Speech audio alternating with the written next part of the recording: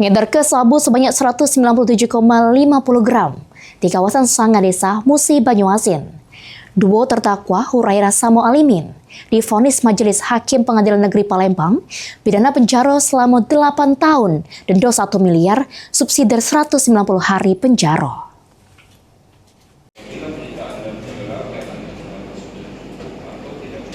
Hurairah Samo Alimin, duo terdakwa pengedar narkotika jenis sabu di kawasan Sanga Desa Musi Banyuasin. Dengan barang bukti sabu seberat neto 197,50 gram. Jalani sidang putusan di Pengadilan Negeri Palembang.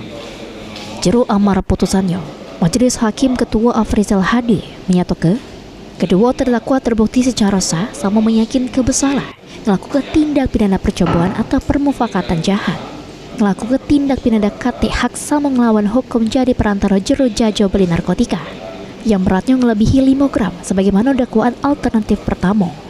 Menghukum kedua terdakwa masing-masing pidana penjara selama 8 tahun, denda 1 miliar, subsidi 190 hari penjara.